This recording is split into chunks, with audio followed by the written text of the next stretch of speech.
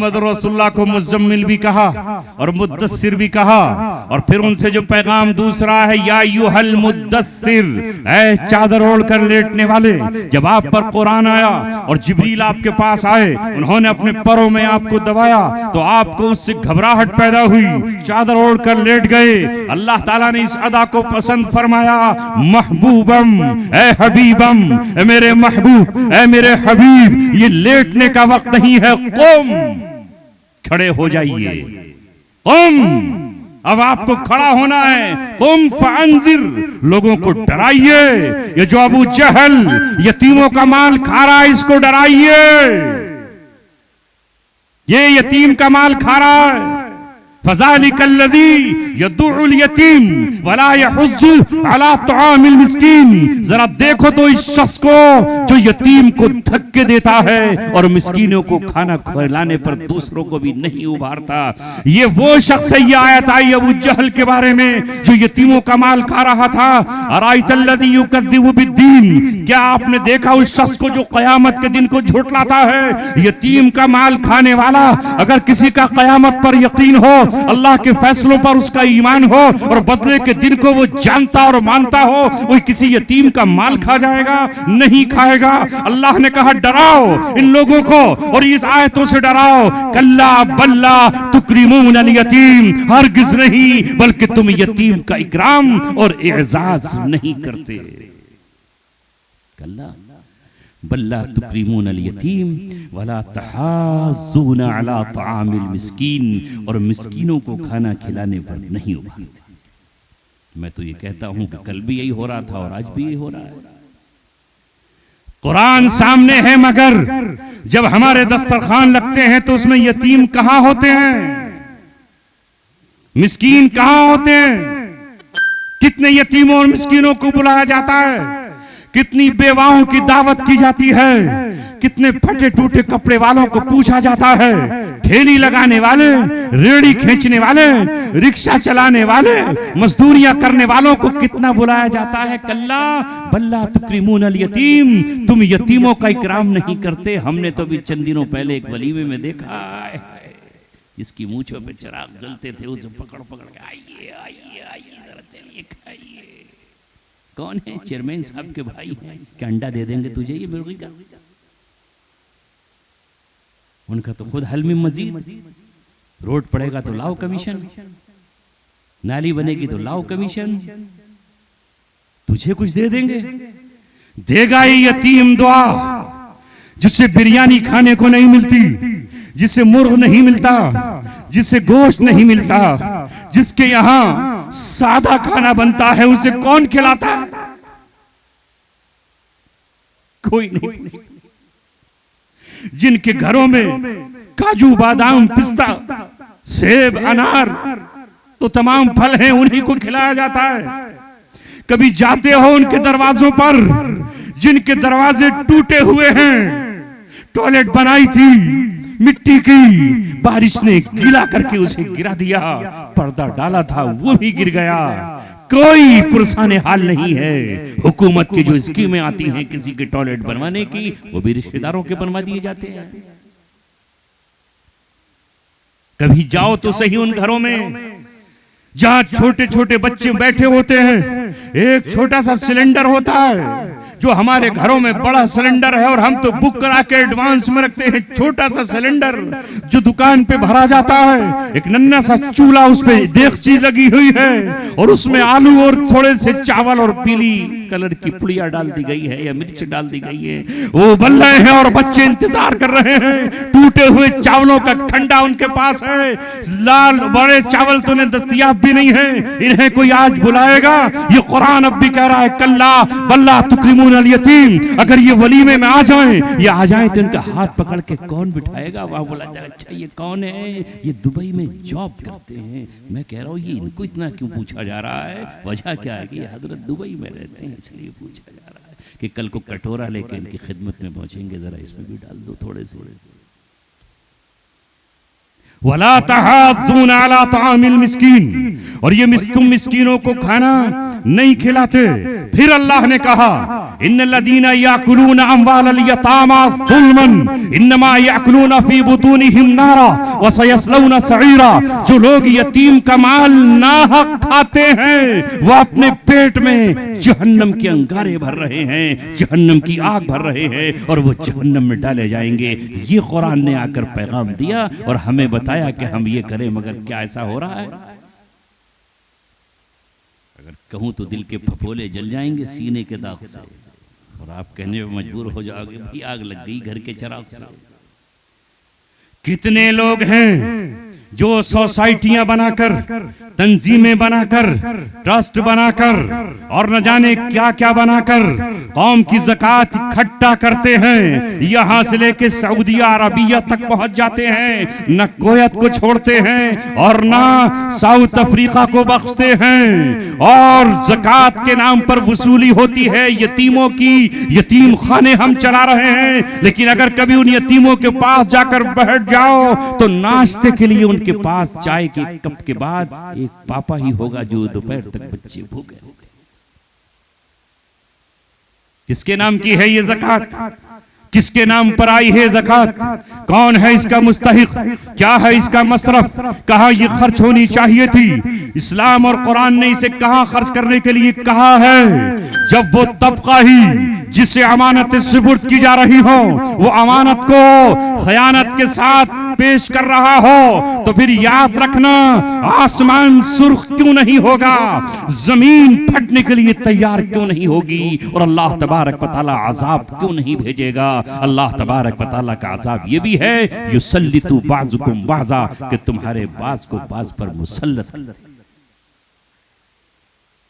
वो फिर तुम्हें चखाए मजा, चखाए। खुश्की और तरी में फसाद आज फैला हुआ है हमारी करतूतों की वजह से। बात चल रही थी कि अल्लाह तबारक व तआला का जिक्र कुरान की शक्ल में हमें करना है।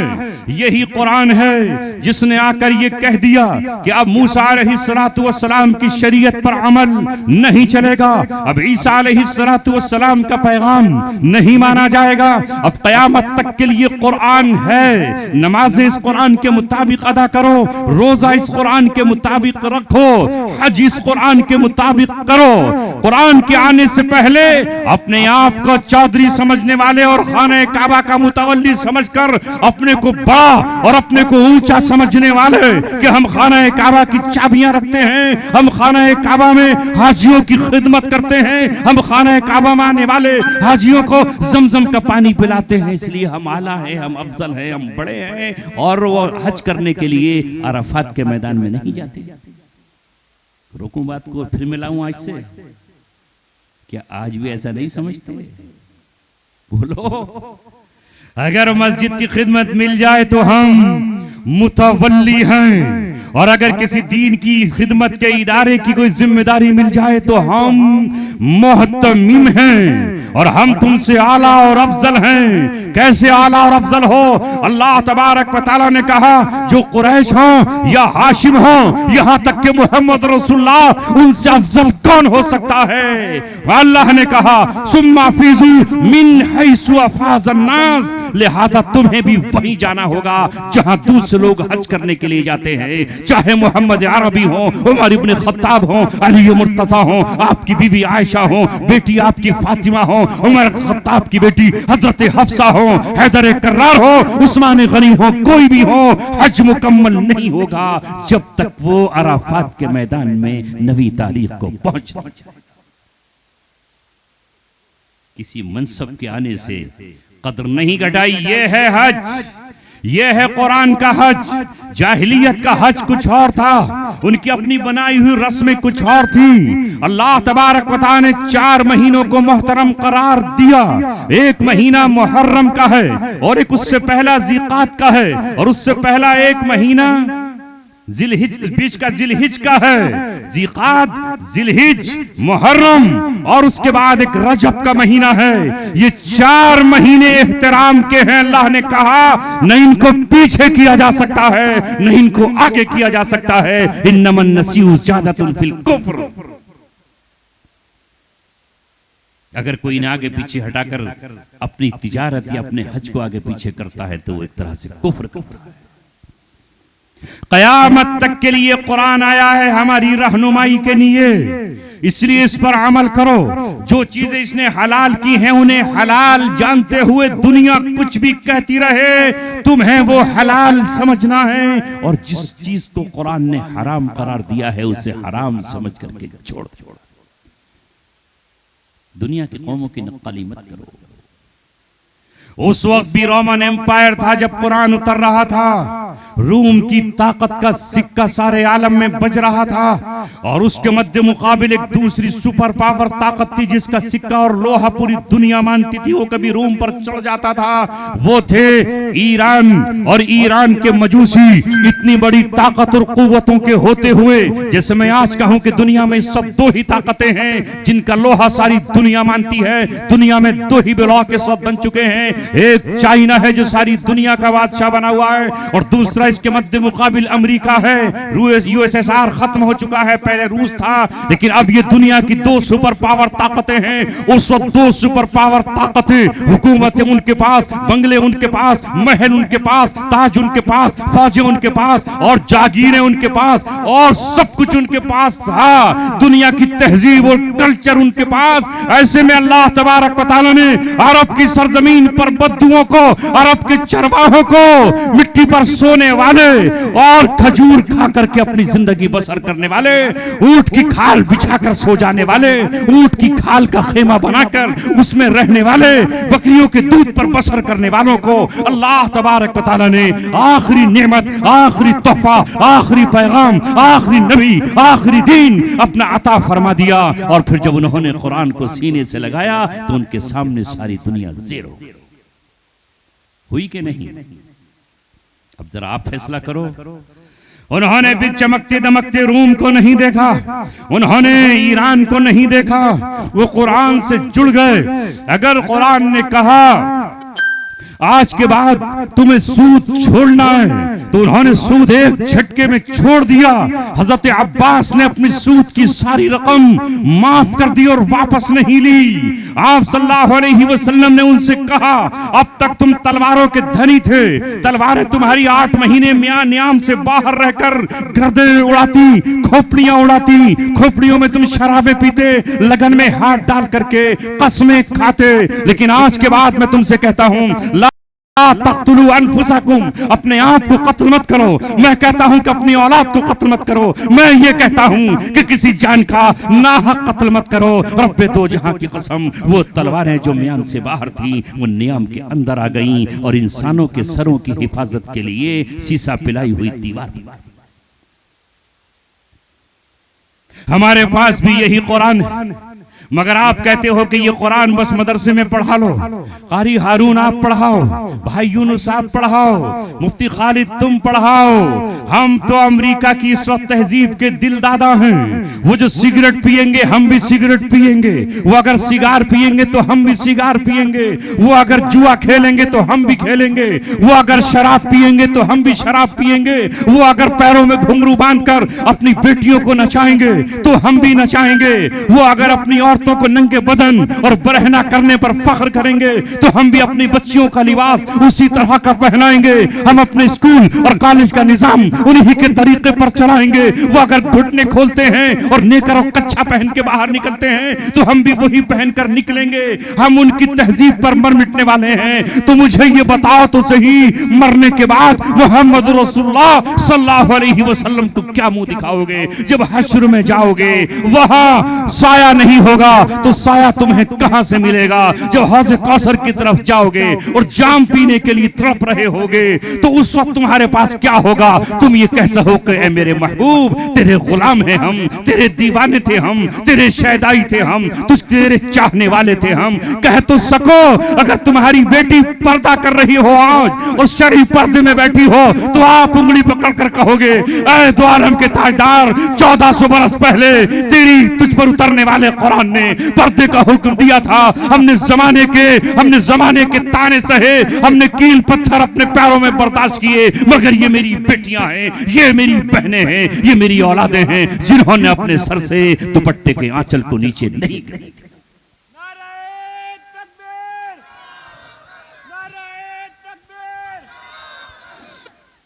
कि कुछ हो तो तुम्हारे और मेरे पास, कोई तो कुर्बानी हो। हज़रत सुमैया मैदान क़यामत में आएंगी, जिस्म के 2 टुकड़े होंगे और उससे खून और लहू बह रहा होगा। अल्लाह पुकार कर कहेगा, सुमैया तू बता तो सही, तेरे जिस्म के टुकड़े क्यों हुए? एक टुकड़ा इस फजा में गिरा, दूसरा टुकड़ा उस फजा में गिरा, लकड़ी के तख्ते की तरह चीर कर अबू जहल ने 2 टुकड़े कर दिया। सुमैया कहेंगी, अल्लाह तू गवाह है, तेरी जमीन गवाह है, जमीन से पूछ ले, आसमान से पूछ ले, मक्का में मोहम्मद रसूलुल्लाह मौजूद थे, इनसे पूछ ले, मेरा कोई और जुर्म नहीं था, सिर्फ ये था कि मैंने तेरे आखिरी पैगंबर को तेरा रसूल तस्लीम किया था और तेरी किताब को मैंने आखिरी किताब माना था। अबू जहल पकड़ लिया जाएगा, हजरत हमजा आएंगे, जिस्म के 13 टुकड़े होंगे, नाक और कान कटे हुए और उनसे खून रिस रहा होगा, खून से खुशबू मुश्क अंबर की आ रही होगी। अल्लाह पूछेगा, हमजा ये हाल तेरा क्यों हुआ? वो कहेंगे, तेरे भतीजे के, अपने भतीजे के दीन की हिफाजत के लिए और तेरे दीन की हिफाजत के लिए हमजा कुर्बान हो गया। 13 टुकड़े मैंने अपने कराए, नाक और कान काट लिए और चबा लिए गए। रब तू मुझसे राजी हो जा, यही मेरी एक मर्जी थी। अल्लाह तबारक व तआला उस वक्त हमसे पूछेगा, बताओ पीपली खेड़ा में रहने वालों, हिंदुस्तान में 21वीं सदी में अपनी जिंदगी गुजारने वालों, तुम क्या लेकर आए हो? अभी तुम्हारे गांव में हंगामा हुआ नहीं हुआ? एक शख्स शराब पीता था, उसकी नमाज को लेके हंगामा हुआ। मुसलमान था, क्यों पीता था शराब? क्यों, किस वजह से?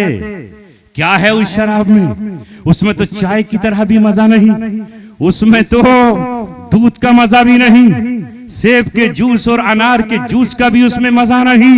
वो शराब जो हराम है, जिसे पीने पर 80 कोड़े हजरत उमर रज़ियल्लाहु ताला अन्हु के दौर में मारे जाते थे, उसका एक कतरा भी हराम। जो उम्मुल खबाइस है, उसे मुसलमान होकर क्यों पी रहा है और क्यों दूसरों को पिला रहा है?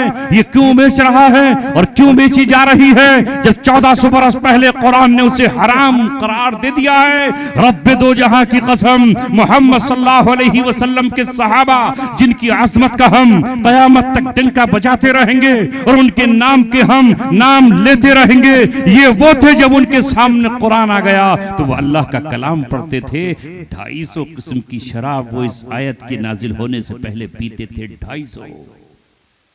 लेकिन आज के बाद फिर शराबें नहीं पी, तोड़ दिए शराब के जाम, पटक दिए उन्होंने शराब के कासे और गिलास, सुराहियां फोड़ डाली, मशकें चीर डाली, घरों में जो रखी हुई थी उसको नालियों में बहा दिया, मुंह में अगर पड़ी थी तो उसकी कुल्ली कर दी, अगर मेदे और आंत में पहुंच गई थी उंगली डाल करके उसकी कै कर दी। तौबा करते रहे। 1 या 2 साल तक मोहम्मद रसूलुल्लाह ने शराब के बर्तनों में भी पीने को, खाने को मना कर दिया था कि कहीं इसे देख करके फिर शराब की याद ना आ जाए। जिस तरह शुरू में कब्रिस्तान जाने को मना कर दिया था, कहीं कब्रों पर जाकर सजदा ना करने लगो, बाद में जब ईमान मजबूत हो गया तो फिर कब्रिस्तान जाने की इजाजत दी। जब यहाँ शराब छूट गई तो फिर उन बर्तनों को इस्तेमाल करने की इजाजत दी। आज नौजवान मुसलमानों बताओ, तुम्हारे लबों पर शराब है और हाथ में तुम्हारे कलाइयों में सोने की चैनें और जंजीरें हैं। औरत तुम बन चुके हो, हिजड़े तुम्हें पसंद हैं, हिजड़ों की तालियों पर नाचते हो, हिजड़ों की थाप पर झूमते हो। फिल्मी दुनिया इसे कह लो, ये दुनिया की इंडस्ट्री मानी जाती है, मगर ये इंडस्ट्री नहीं है जहां महज जिना की अदाएं सिखाई जाती हो, आबरू लूटने के तरीके बताए जाते हो, जहां बेहयाई का दर्स दिया जाता हो, जहां के गानों में सिर्फ एक दूसरे से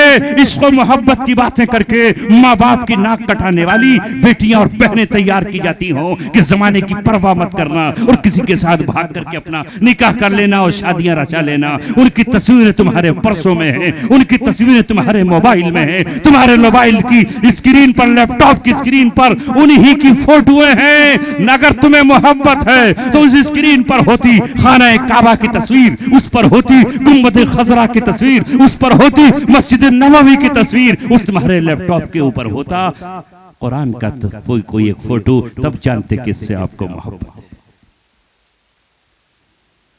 बस आज का यही पैगाम है आपके लिए, क्योंकि मुफ्ती खालिद साहब को भी आपके बीच बोलना। मैं तो अपना पसीना सर्दी के मौसम में भी बहाकर जिस्म के एक एक रुएं को गवाह बना रहा हूँ। ए मेरे मौला, जब कल क़यामत में हिसाब हो तो उस वक्त ज़बान पर तो मेरे मोहर लगी हुई होगी, बोल नहीं सकूँगा, गूंगा कर दिया जाएगा। ये खाल बोलेगी, जिस्म बोलेगा, पूरा जिस्म सर से लेके पैर तक बोलेगा। ऐ मेरी पेशानी के बालों, पेशानी के ऊपर बालों से लेकर के पैरों के तलुए तक गवाह रहना क़यामत में। मैंने अपनी कौम को अपनी आंसुओं देकर भी सींचा है इस चमन को इस्लाम के, और अपना पसीना देकर भी मैंने अपने नौजवानों को खड़ा करने की कोशिश की है कि वो फिर से पलट आए इस्लामी अखलाक की तरफ, इस्लामी अक़दार की तरफ, जिक्र की तरफ, अल्लाह की यादों की तरफ। यही है आपको पैगाम। दुनिया भी अपने हाथ में रखो, दुनिया में भी तुम नंबर 1 हो और दीन में भी तुम्हें नंबर 1 होना चाहिए। जुमे की नमाज के बाद अल्लाह ने कहा फैदा कुदियतिस सलाह फंतशिरू फिल अर्ज़ वब्तगू मिन फज़लिल्लाह। जब जुमे की नमाज पूरी हो जाए, इमाम सलाम फेर दे, सुन्नतें पढ़ करके फिर वापस अपने खेतों में जाओ, अपनी मार्केटों में जाओ, अपने ऑफिसेज में जाओ, अपने घरों पर जाओ और जाकर अल्लाह तबारक व तआला का फजल तलाश करो और माल भी ढूंढो, दौलत भी ढूंढो, ताकि ज़कात देने वाले बन जाओ, खैरात देने वाले बन जाओ, सदकात देने वाले बन जाओ। अगर किसी दौर में कोई जालिम हुकूमत भी आ जाए, कोई जालिम प्रधान आ जाए, कोई जालिम सरपंच आ जाए और वो किसी की झोंपड़ी ढा दे और उससे तहस नहस कर दे, तो तुम उससे लड़ने की जरूरत नहीं है। जाओ उसके आशियाने को उजड़े हुए चंद तिनके जमा करके उसका घर बना दो, जो तुम्हारे नबी ने किया है। इसी पैगाम के साथ रुखसत होता हूँ। वमा अलैना इल्लल बलागुल मुबीन।